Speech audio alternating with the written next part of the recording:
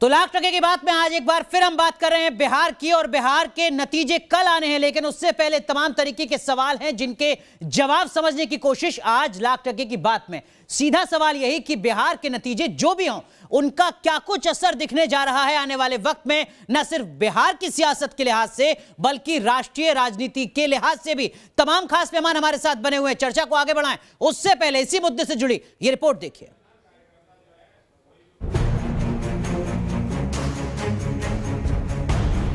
बिहार में ज्यादातर exit poll का जो अनुमान है उससे आरजेडी कार्यकर्ताओं का जोश हाई है। सियासत में एंट्री के बाद इस तरह इतने भव्य अंदाज में तेजस्वी यादव का जन्मदिन नहीं मनाया गया। सत्ता की दौड़ में 2 महीने पहले तक जिस तेजस्वी यादव की दूर दूर तक चर्चा नहीं थी, ज्यादातर एग्जिट पोल के अनुमानों में उन्हें भावी सीएम के तौर पर पेश किया जा रहा है। इस चुनाव से तेजस्वी की सियासत को नई ऊंचाई मिली है। इस चुनाव के जरिए लालू के वारिस और बिहार की सियासत में उन्होंने खुद को स्थापित कर लिया है। तेजस्वी के लिए ये चुनाव बेहद अहम है।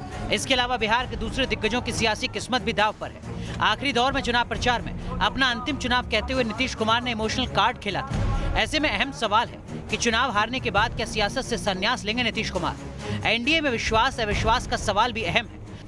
अगर एनडीए की हार हुई तो लोक जनशक्ति पार्टी के रुख पर बहस होना तय है। जेडीयू की तरफ से चिराग पासवान और कुछ बीजेपी नेताओं की साठगांठ पर सवाल भी उठाए जा सकते हैं।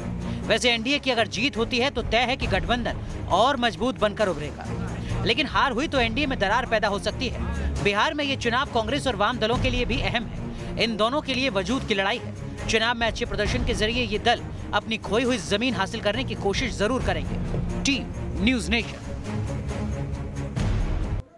तो तमाम खास मेहमान हमारे साथ बने हुए। हमारे साथ बीजेपी के आरके सिन्हा साहब हैं, सुरेंद्र राजपूत साहब को सुना आपने, कांग्रेस पार्टी के प्रवक्ता, जेडीयू के प्रवक्ता अभिषेक झा साहब हैं, आरजेडी के प्रवक्ता चितरंजन गगन साहब हैं हमारे साथ। हमारे सहयोगी पटना से रजनीश सिन्हा जुड़ रहे हैं और दिल्ली से मोहित राज दुबे हमारे साथ जुड़ रहे हैं। पहला सवाल चितरंजन गगन साहब आपसे, किस तरीके की उम्मीद आप करके चल रहे हैं अब इस वक्त, तब जबकि 12 घंटे का वक्त बचा है पहले नतीजे या रुझान आने से पहले?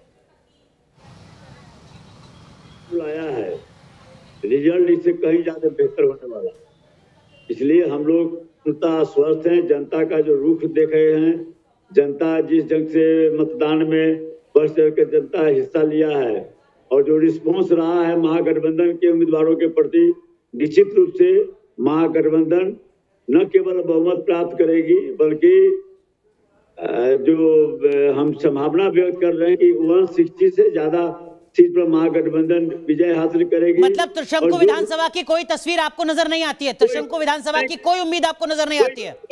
कोई संभावना नहीं है, कोई संभावना नहीं है इसकी। और कल देख लीजिएगा, जनता दल यू कहीं आपको दिखाई नहीं पड़ेगा, जनता दल यू की कोई हैसियत नहीं रहेगी। और तीसरे चौथे नंबर के लिए जनता दल प्रदेश में रहेगी जी। भाजपा भी 3 नंबर पर आ जाएगी। आरके सिन्हा साहब, बीजेपी बिहार में तीसरे नंबर पर आने जा रही है। वैसे अब भी तीसरे नंबर पर ही है पार्टी, अगर मैं गलत नहीं हूं, लेकिन सत्ता में है। जो बात यहां पर आरजेडी के प्रवक्ता कह रहे हैं उसके मुताबिक अब आप विपक्ष में जा रहे हैं।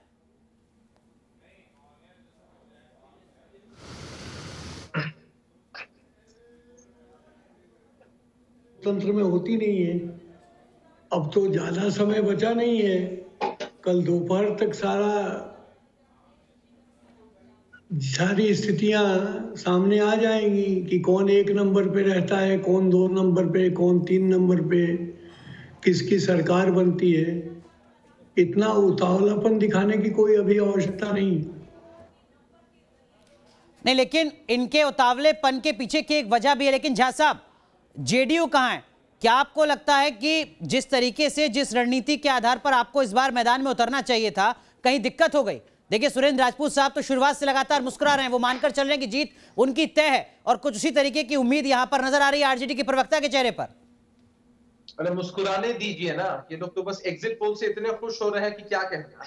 आज तेजस्वी यादव जी का जन्मदिन है और मैं एक बात कहना चाहता हूं कि आज युवराज का जन्मदिन है, मना लीजिए, इसी में शाम और रात निकल जाएगी। अरे होश तो तब आएगा जब कल नतीजे आएंगे और आपके पैरों तले जमीन खिसक जाएगी।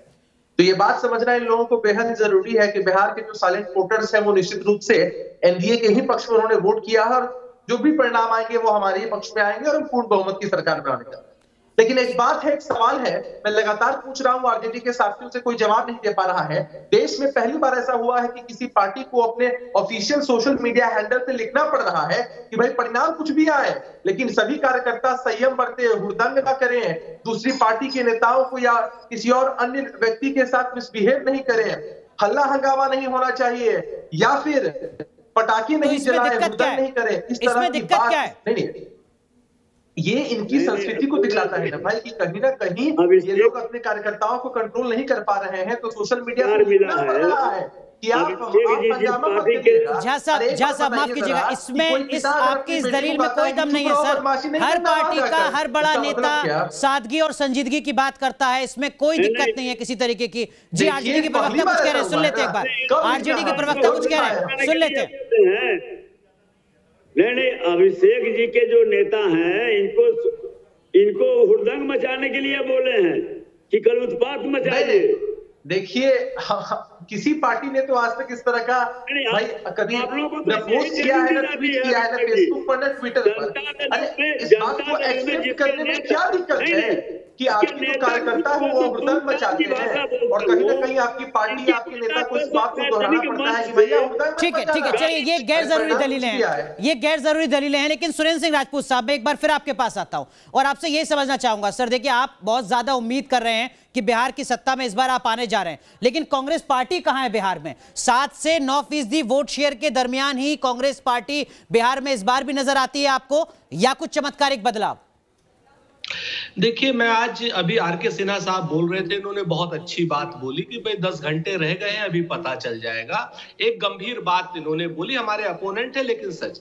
सही बात यह है अनुराग भाई, आप इस चीज को देखिए, हम 70 सीटों पर चुनाव लड़े, हमें उम्मीद है कि हम 45 प्लस पे आएंगे, ये हमारा अपना अनुमान है। बाकी जो जनता हमें आशीर्वाद देगी वो आशीर्वाद देगी, वो सामने है। और रही बात परसेंटेज ऑफ वोट की, तो ये भी कल आपके सामने आ जाएगा। आज कहने से ये कोई वो नहीं। जैसे आपने भी एक बड़ी अच्छी बात कही, कुछ बातें गैर जरूरी हैं, जैसे भी आपने जेडीयू के प्रवक्ता महोदय से कहा कि ये जो दलीलें हैं आपकी गैर, हर नेता कहता है कि साहब सादगी से मनाइए, जीत हो चाहे कुछ भी हो। तो ये भी बात इस वक्त गैर जरूरी है। बातें ये होनी चाहिए इस वक्त कि जिन जिन लोगों ने अपना अपना घोषणा पत्र दिया है, वो घोषणा पत्र पूरा कैसे होगा। जनता से ये सवाल आप आरजेडी के प्रवक्ता से पूछ रहे हैं, अपने सहयोगी से पूछ रहे हैं राजपूत साहब, क्योंकि आपके मुताबिक सत्ता में तो वही आ रहे हैं।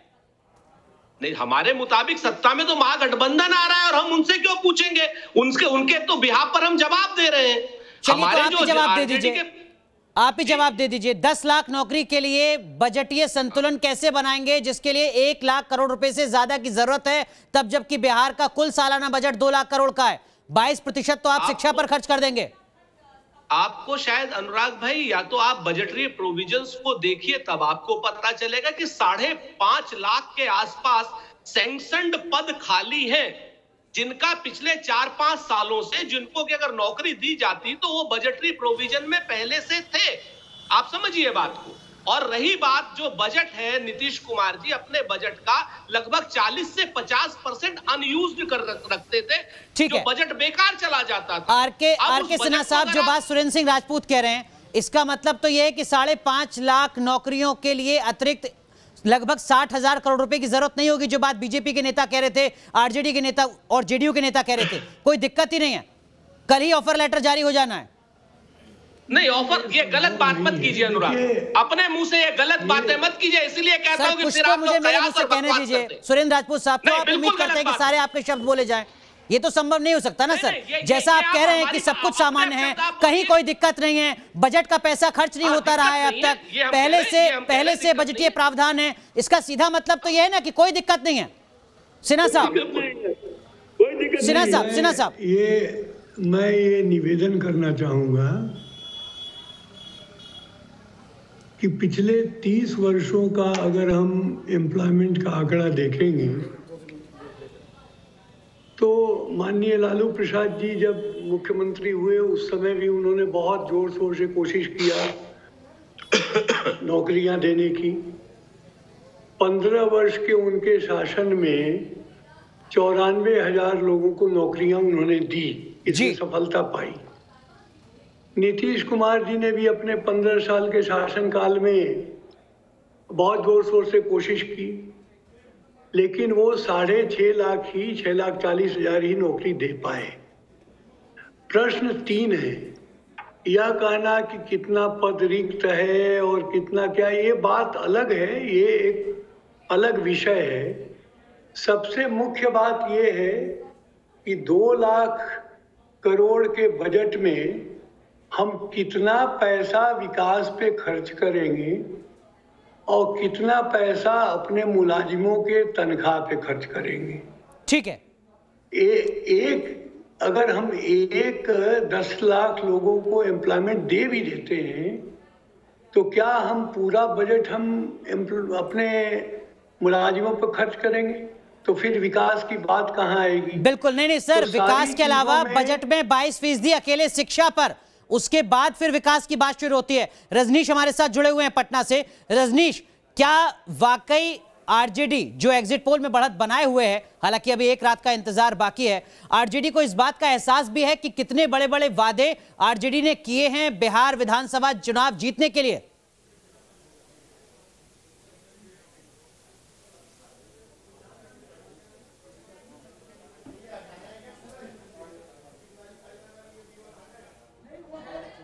चलिए रजनीश, लगता है कि कुछ तकनीकी दिक्कत है, आपकी आवाज नहीं आ पा रही है। हमारे साथ आरजेडी के प्रवक्ता मौजूद हैं, उनसे ये सवाल करने की कोशिश करते हैं। अक्सर ये कहा जाता है साहब कि सत्ता किसी भी कीमत पर, आरजेडी इसी फॉर्मूले पर तो आगे नहीं बढ़ी है बिहार में। पहले बात, आर.के. सिन्हा जी बहुत सम्मानित नेता हैं और हम उनको अभिभावक के रूप में मानते हैं। पहली बात जो आर.के. सिन्हा जी ने कहा कि 94,000 लोगों को राजद शासनकाल में नौकरी मिला था। नहीं, बात केवल रोजगार की नहीं है, बात पूरे घोषणा पत्र की है।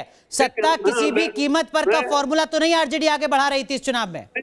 नहीं, मैं बता रहा हूँ तो जो ऐसा हुआ, जो प्रचारित किया जा रहा है वह गलत प्रचारित किया जा रहा है। राष्ट्रीय जनता दल का जब शासन था बिहार में, बजाबते से विश्वविद्यालय सेवा आयोग, विद्यालय सेवा आयोग, महाविद्यालय सेवा आयोग और जितने संख्या बता रहे हैं, इससे ज्यादा तो सिपाही की बहाली हुई थी। और इनके समय में एनडीए शासन में एक भी नियुक्ति नहीं हुई है। 34,000 नियुक्ति जो हुई है वह जो है सो माननीय न्यायालय के आदेश पर। ये जो 6.5 लाख का दावा करते हैं बिल्कुल गलत। 15 वर्षों में इनके द्वारा मात्र 34,000 नियुक्ति हुई है, वह भी कोर्ट के निर्देश पर। ठीक है, नियुक्ति नहीं हुई है, वो अनुबंध पर। ठीक है। हमारे साथ जेडीयू के प्रवक्ता हैं झा साहब जुड़े हुए हैं। झा साहब, देखिए आरजेडी के प्रवक्ता तो सीधा सवाल खड़ा कर रहे हैं कि आपने 15 साल में रोजगार के मोर्चे पर कुछ काम नहीं किया, और सिर्फ रोजगार नहीं, ऐसे कई सवाल हैं जिसके चलते इस बार आपकी मुश्किलें यहां पर बढ़ती हुई नजर आ रही हैं। इंतजार रह गया है सिर्फ आरजेडी के प्रवक्ता के मुताबिक नतीजों का, औपचारिकता रह गई है। देखिए, मैं दावे के साथ कह सकता हूं कि आरजेडी और कांग्रेस के जो प्रवक्ता होते हैं होमवर्क करके नहीं आते। अभी हमारे कांग्रेस के प्रवक्ता कह रहे थे कि 5.5 लाख पद रिक्त है। इनके तेजस्वी यादव जी कहते हैं कि 4.5 लाख पद रिक्त है। अरे इनको खुद को नहीं मालूम है कि कितने पद रिक्त है। और दूसरी बात कि अगर ये डाटा वाइज किसी भी मुद्दे पर बहस करने को तैयार हो जाए तो ये कभी 15 वर्षों को कंपेयर ही नहीं कर पाएंगे। अरे हम तो सिर्फ इनके 15 वर्षों की चर्चा इसलिए कर देते हैं क्योंकि यही झा साहब बहुत संक्षेप में इन 15 सालों में आपकी एक उपलब्धि बताइए जरा। आधारभूत संरचनाओं का निर्माण हो, बिहार में रोजगार देने की बात हो, 6 लाख से ज्यादा नौकरियां दी गई हैं, 95,000 किलोमीटर से ज्यादा सड़कें बने हैं, 6,000 किलोमीटर से ज्यादा पुल का निर्माण हुआ है। उसके अलावा अगर आप कांग्रेस और आरजेडी के प्रवक्ता हो सकता है पढ़ के ना आए हो, आप मुझे करेक्ट कीजिएगा जो बात मैं आपसे कह रहा हूं। पूरे देश में तकरीबन 1365 की आबादी पर एक डॉक्टर है, बिहार में 17,000 लोगों पर एक डॉक्टर है या नहीं, आप बताइएगा मुझे। बिहार में प्राइमरी स्कूल के लेवल पर शिक्षक और छात्र का जो अनुपात है वो सबसे गड़बड़ाया हुआ है। सेकेंडरी लेवल पर स्कूल में जो शिक्षक और छात्र का अनुपात है वो सबसे ज्यादा गड़बड़ाया हुआ है। प्रति व्यक्ति आय बिहार में 30,000, देश में 90,000 से ज्यादा। आप बताइए इसमें से कौन सी बात गलत है? अरे आप देश से मुझे जवाब देने दीजिए। सीधा सा बात है कि हमें एक गड्ढा मिला था, हमने पहले उसको भरा है और एक स्तर तक लेके आया। आप चर्चा कर रहे थे स्वास्थ्य सेवाओं की। आपको मालूम है कि पहले जब इनकी सरकार 15 साल तब मात्र 40 को 15 साल पूरा सुन लीजिए ना, आप आंकड़ा देख लीजिए कि 15 वर्षों में एक प्राथमिक स्वास्थ्य केंद्र में मात्र 40 व्यक्ति जाया करते थे, लेकिन इन 15 वर्षों में 40 का आंकड़ा बढ़कर ठीक है सिन्हा साहब जो आंकड़े मैंने सामने रखे हैं, सिन्हा साहब जो आंकड़े मैंने सामने रखे हैं, सर आप खुद सत्ता का हिस्सा रहे हैं, लेकिन क्या आपको नहीं लगता कि बिहार के पिछले 15 साल की नाकामियां रही हैं जिस पर बात होनी चाहिए, ये राज्य सरकार की विफलता रही है? अरे आप अगर ना किसी चीज में बात करते हैं कि कमी रह गई है तो उस पर भी तो प्रकाश डालिए। सर कमी नहीं, भारी अंतर, 1365 भारतीयों पर एक डॉक्टर, 17,000 बिहारियों पर एक डॉक्टर, अंतर समझते हैं आप? इंडिया 30,000 रुपए प्रति व्यक्ति आए बिहार की, 90,000 रुपए से ज्यादा प्रति व्यक्ति आए देश की, 3 गुना अंतर समझिए आप। झा साहब, सिन्हा साहब से सवाल पूछता हूं। सिन्हा साहब मैं समझ ही रहा हूं, आप तैयारी कीजिए, मैं आऊंगा आपके पास। झा साहब, सिन्हा साहब, क्या ये राज्य सरकार की विफलता आप नहीं मानते हैं पिछले 15 साल की? देखिए, इसको ये बहुत ही कॉम्परेटिव टर्म है। सफलता और विफलता कोई किसी चीज के लिए कहना सरल भी है और कठिन भी है। हर एक शासन अपने हिसाब से प्रयास करता है। सिन्हा साहब, जो आप बात कर रहे हैं सर, वो दर्शन के हिसाब से ठीक है, दर्शन शास्त्र के हिसाब से ठीक है, सियासत के हिसाब से बताइए ना सर, विफलता है या नहीं है? नहीं, ऐसे मैं विफलता नहीं मानता इसको। बहुत बढ़िया काम किया है 15 साल में, लेकिन एंटी इनकम्बेंसी फैक्टर रहा है। किस मुद्दे पर रहा है एंटी इनकम्बेंसी फिर, अगर काम बेहतर है तो? नहीं, देखिए, काम कितना भी बढ़िया हो, 15 साल 20 साल ये लंबा समय होता है। काम कितना भी बढ़िया करे, देखिए जो नौजवान है वो तो 15 साल पहले वोटर नहीं था जी, वो 20 साल और 30 साल पहले की बात समझता नहीं है, जानता नहीं है। वो तो अभी की बात को, अभी के वादों को, अभी के सर वही तो आपसे समझने की कोशिश कर रहा था सिन्हा साहब। झा साहब, आप बताइएगा, जो युवा वोटर है वो क्यों ना सवाल करे आपसे कि मेरे स्कूल में टीचर क्यों नहीं था, वो क्यों ना आपसे सवाल करे कि मेरी प्रति व्यक्ति आय कम क्यों रही राष्ट्रीय औसत के मुकाबले, वो क्यों ना आपसे सवाल करे कि मेरे यहाँ डॉक्टर की दिक्कत क्यों है?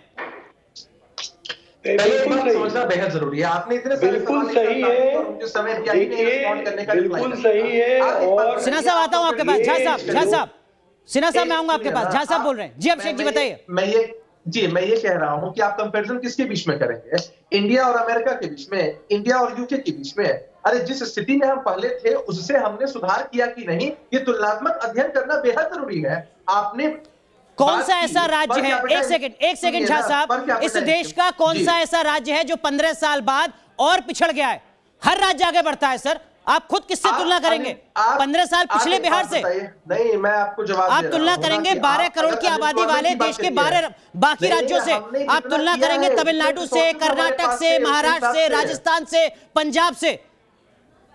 अच्छा, एक बात बताइए, आपके हिसाब से तो फिर पूरे देश के सभी जो स्टेट्स हैं वो डेवलप्ड हो चुके हैं, विकसित प्रदेश बन चुके हैं। हमें बिहार किस स्थिति में मिला था और हमने कितना काम किया है, हम उसका ब्यौरा देना चाह रहे हैं। मैं आपको दुरुस्त करता हूं, मैं आपके आंकड़े दुरुस्त करता हूं। कोरोना के दरमियान 12 करोड़ की आबादी वाले बिहार में कितने आईसीयू बेड, कितने आईसीयू वेंटिलेटर, आप एक बार चेक कर लीजिएगा। और 12 करोड़ की आबादी वाले देश के बाकी राज्यों में यह आंकड़ा कितना बड़ा था, यह भी आप देख लीजिएगा। मैं आप ही के राज्य की आबादी के बराबर के बाकी राज्यों से तुलना कर रहा हूं आपकी, मैं उत्तर प्रदेश से तुलना नहीं कर रहा हूं। क्या है जो हमारा रिकवरी रेट है वो सबसे ज्यादा है कि नहीं है? हमारे पास डेडिकेटेड कोविड हॉस्पिटल्स हैं, इतनी तेजी से लोगों ने रिकवर किया। वोट डाले जा चुके हैं, बताइए। अब तो झा साहब वोट डाले जा चुके हैं, ईमानदारी से स्वीकार करने में कोई दिक्कत नहीं है।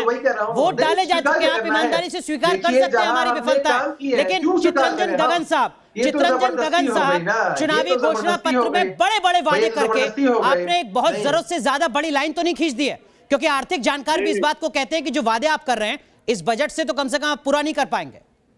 नहीं, देखिए, महागठबंधन द्वारा जो घोषणा पत्र जारी किया गया है, जो वादा किया गया है, वह घोषणा पत्र नहीं है, वह हमारा प्रण है। हम उसको पूरा करेंगे। इच्छा शक्ति चाहिए, इच्छा शक्ति अगर नहीं होगा तो साधन रहने के बावजूद भी जो आप कह रहे हैं वो ऐसे है जैसे कि नीति निर्देशक तत्व पे भाषण दिया जाता है, हम चाहते हैं राम राज्य हो, कब होगा इसके बारे में कुछ नहीं पता है। तो जनता फिर जनता के राज में जाना है, अगर नहीं करेंगे तो जनता उसका फैसला करेगी। मतलब 5 साल के लिए जनता खुद को ठगा हुआ महसूस करे अब? नहीं, क्यों ठगा हुआ महसूस करेगी? मुझे पूरा विश्वास है कि जो हमने प्रण किया है उसे मैं पूरा करूंगा, और काफी वर्कआउट करने के बाद मैंने प्रण किया है, ऐसे नहीं किया है। ठीक है, हवा में नहीं किया है। ठीक है। सुरेंद्र राजपूत साहब, जो सवाल मैंने इस चर्चा की शुरुआत में आपसे पूछा था, कांग्रेस पार्टी में टूट की कोई आशंका नहीं है, कोई डर नहीं है, कांग्रेस का कोई विधायक कहीं नहीं टूटकर जा रहा है, त्रिशंकु विधानसभा नहीं बन रही है, बहुत संक्षेप में। तीनों बातों का कोई भी प्रमाण नहीं है, बिल्कुल नहीं। प्रमाण तो है, प्रमाण है, रांची में कमरे बुक कराए जा रहे हैं, प्रमाण है इसका। सुरेंद्र राजपूत साहब, आप अपना बयान दे सकते हैं, आपकी भी राजनीतिक मजबूरी में समझ सकता हूं, प्रमाण है, आप पता कीजिएगा अपनी पार्टी के नेताओं से रांची में। मैं अनुराग, आपकी राजनीतिक मजबूरी और आपके चैनल की मजबूरी समझ सकता हूं। अगर मेरी कोई मजबूरी होती तो झा साहब से बिहार से जुड़े आंकड़े सीधे ना पूछता। सुरेंद्र राजपूत साहब, मुझे आपकी नसीहत की जरूरत नहीं है सर। अगर मेरी कोई मजबूरी होती तो अभिषेक झा से बिहार के विकास से जुड़े सवाल नहीं पूछता। मुझे आपकी नसीहत की जरूरत है? नसीहत नहीं, आपकी प्रतिक्रिया, आपका ईमानदार रिएक्शन, उसकी जरूरत है मुझे आपसे। मेरी जरूरत है आपसे ईमानदार रिएक्शन। आप ईमानदार रिएक्शन नहीं दे रहे हैं, ये आपकी मजबूरी है। आप कहिए कि हाँ, मैं दावे से कहता हूँ रांची में कहीं कोई कमरा बुक नहीं है, आप कहिए कि हमारा कोई विधायक नहीं टूटेगा, ये आपकी राजनीतिक मजबूरी है, ये आपकी राजनीतिक मजबूरी है सुरेंद्र राजपूत साहब। क्योंकि बिहार सरकार से जुड़े जो आंकड़े मैंने पूछे हैं जेडीयू के प्रवक्ता से, वो आंकड़े शायद आपको भी नहीं पता होंगे, माफ कीजिए राजपूत जी। पूरी तरीके से खत्म हो चुका है, लेकिन कल फिर मिलेंगे कुछ बड़े सवालों के साथ। बहुत बहुत शुक्रिया आप सभी का जुड़ने के लिए।